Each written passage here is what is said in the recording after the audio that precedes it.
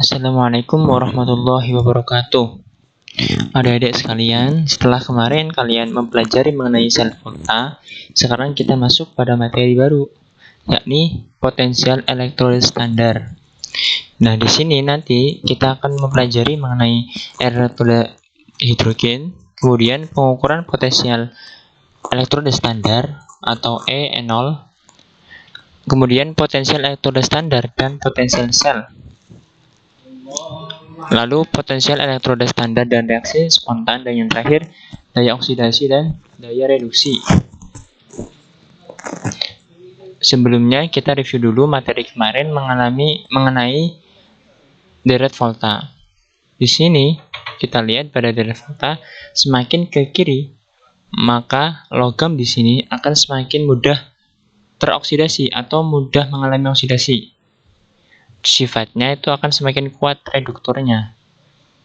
Sedangkan semakin ke kanan, maka logam di sini akan semakin mudah mengalami reduksi atau sifat oksidatornya akan semakin kuat. Sudah, kemudian fungsi dari deret volta ini bisa untuk memprediksi apakah suatu reaksi itu terjadi atau tidak. Terjadi yakni spontan, tidak terjadi berarti tidak spontan.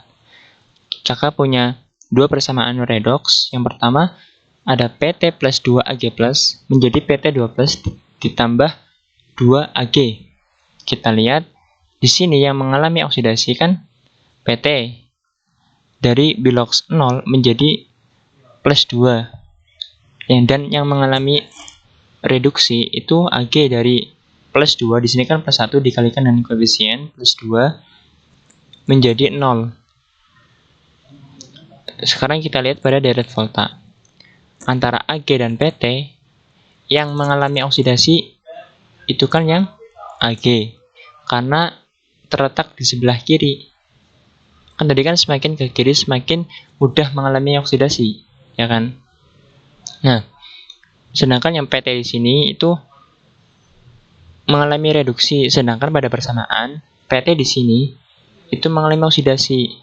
Jadi tidak mungkin dari PT di sini itu mengoksidasi dari Ag. Begitu pula dengan sebaliknya. Tidak mungkin Ag itu bisa mereduksi dari PT sesuai dengan deret volta ini.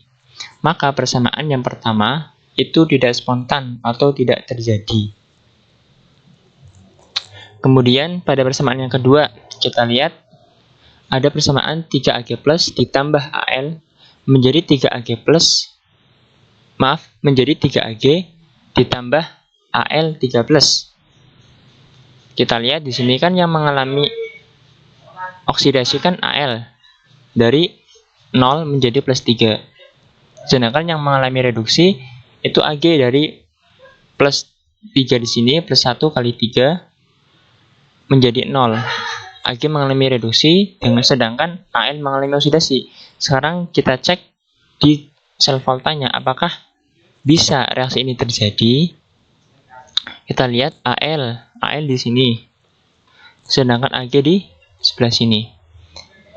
Antara Al dan Ag yang mudah mengalami oksidasi itu yang Al, karena terletak di sebelah kiri. Di sini Al ini mengalami oksidasi, maka Al di sini itu dapat mereduksi dari Ag. Begitu pula Ag itu dapat mengoksidasi Al. Maka reaksi yang kedua ini itu reaksinya spontan atau dapat terjadi. Begitu.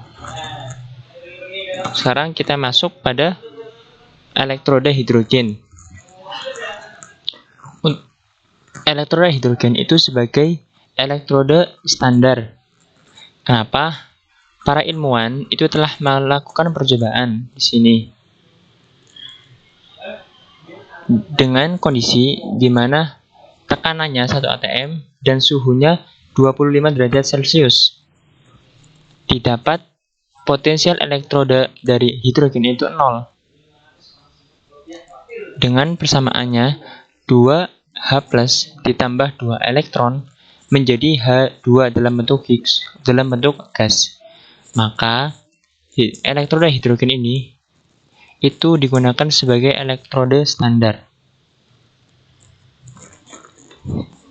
Kemudian, bagaimana mengukur elektroda standar dari logam-logam yang lain yang tadi pada deret volta? Nah, kita kan tadi kan sudah mendapat bahwa hidrogen itu sebagai elektroda standar, yang mana nilai voltanya atau potensial elektrodanya 0. Di sini, pengukuran dilakukan dengan menyusun elektroda tersebut dengan elektroda standar menjadi sel elektrokimia. Ini kan sel elektrokimia. Di sini ada elektroda Cu dan larutan Cu. Sedangkan di sini itu ada Cl dengan kawat platina. Di sini gas hidrogennya dengan kondisi suhu 25 dan tekanan 1 atm. Nah, di sini nanti setelah terjadi reaksi maka akan dihasilkan volta arus listrik. Nanti nilainya itu akan terlihat di sini di voltameter. Sehingga nanti kalau di sini sudah terlihat, maka di sini itu nilai dari Cu, dari potensial elektroda dari Cu. Sini. Terus potensial elektroda yang diukur dengan menggunakan elektroda standar disebut dengan potensial elektroda standar atau E0. Setelah ini dilakukan percobaan, nanti akan menghasilkan nilai potensial di sini, maka nilai ini itu menjadi potensial elektroda standar dari Cu. Begitu para ilmuwan selanjutnya dengan logam-logam yang lain itu melakukan percobaan yang sama, sehingga didapat potensial elektroda standar dari masing-masing logam. Nah, di sini ini tabel potensial elektroda dari beberapa logam. Ada Li, Na, Mg, Al dan seterusnya. Kita lihat di sini kan hidrogen itu memiliki potensial elektroda standarnya 0. Kemudian ke atas, di atasnya hidrogen itu mempunyai potensial elektrodanya minus, sedangkan yang di bawah itu mempunyai potensial elektrodanya positif. Di sini para ilmuwan telah sepakat bahwa reaksi dari di sini itu dalam bentuk tereduksi, bukan teroksidasi. Reduksi kan menangkap elektron, maka elektron berada di sebelah kiri dari arah panah ini. Itu kesepakatan para ilmuwan bahwa di sini penulisan potensial elektrodanya dalam bentuk tereduksi. Kemudian potensial elektroda standar dan potensial sel. Potensial sel merupakan selisih nilai potensial anoda dan katoda pada sel elektrokimia. Pada saat pertemuan kemarin kan untuk menentukan potensial sel kita dengan menentukan oksidasi yang mana, kemudian kita balik, tandanya berubah seperti itu. Nah, sedangkan dengan rumus ini, kita lebih singkat dalam menentukan potensial sel. Misal, di sini, kemudian, di sini kan kakak punya persamaan Mg2+ ditambah 2 elektron menjadi Mg, dengan potensial elektrodanya minus 2,375. Kemudian Zn2+ ditambah 2 elektron menjadi Zn dengan potensial elektrodanya minus 0,76. Kita tentukan mana yang mengalami oksidasi dan mana yang mengalami reduksi. Kita lihat yang lebih negatif atau lebih kecil nilainya itu akan mengalami oksidasi. Maka dari dua persamaan ini yang mengalami oksidasi adalah yang Mg, yakni minus 2,375. Ini kan lebih kecil dibandingkan dengan minus 0,76. Sekarang kita masukkan ke dalam rumus ini. Di sini kan katoda kan reduksi, sedangkan yang anoda kan oksidasi. Kita masukkan ke dalam persamaan. Minus 0,76 ini yang reduksi dikurangi dengan minus 2,375. Ini yang oksidasi. Kemudian dijumlahkan, maka nilai potensial selnya positif 1,615 volt. Begitu. Jadi rumus ini tuh mempermudah kita dalam menentukan potensial sel.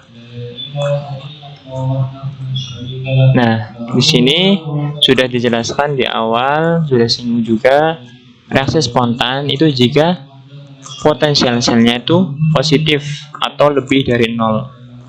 Sedangkan reaksi yang tidak spontan itu mempunyai potensial selnya kurang dari 0 atau bertanda negatif.